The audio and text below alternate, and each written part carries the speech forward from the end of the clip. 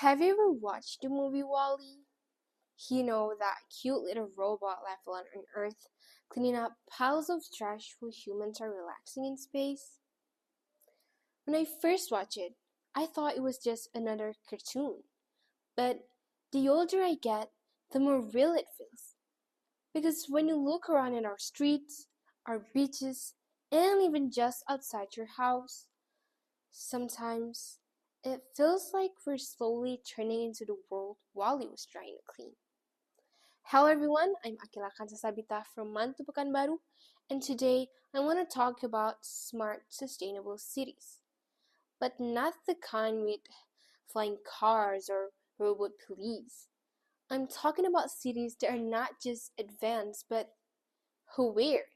Cities that use technology not only to make life easier, but to make life better for people and for the planet.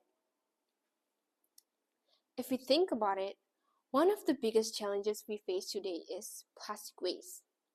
Indonesia is actually the second largest contributor of plastic waste to the ocean, with over 3.2 million tons produced every year, and only a fraction of it gets recycled. Without realizing it, we use plastic everywhere. When we order food, buy drinks, or even when we go shopping. It's so easy, so convenient, until it piles up. And one day, we wake up to realize we're not throwing plastic away, we're just throwing it somewhere else.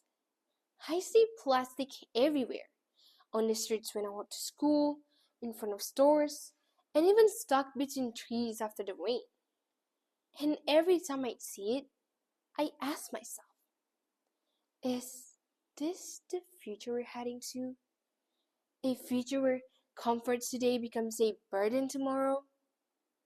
That's when I started to think, maybe change doesn't have to be huge.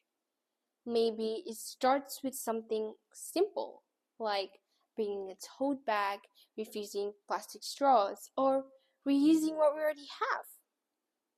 Small things, yes, but if millions of people did the same, wouldn't that be a revolution on its own? Imagine a city where technology helps us solve this problem, where sensors detect waste before it piles up, where AI helps recycle every piece of plastic into something new, where smart doesn't mean futuristic, it means responsible. But we don't have to wait for that future, because it can start right here, with the choices we make every day. Maybe the world I dreamed of in 20 years isn't full of flying cars or floating cities. Maybe it's just a world where we finally learn how to take care of our planet, for our home, and for each other. Because the truth is, change doesn't always begin with technology. Sometimes it begins with something much simpler, a choice.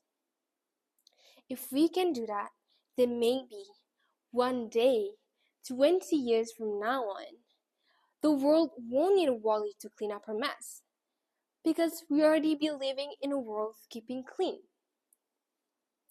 This may be the end of my speech, but it's also the beginning of something bigger, because 20 years from now isn't waiting for us. It's being built by what we do today. I'm Aqilah Khansa, signing out.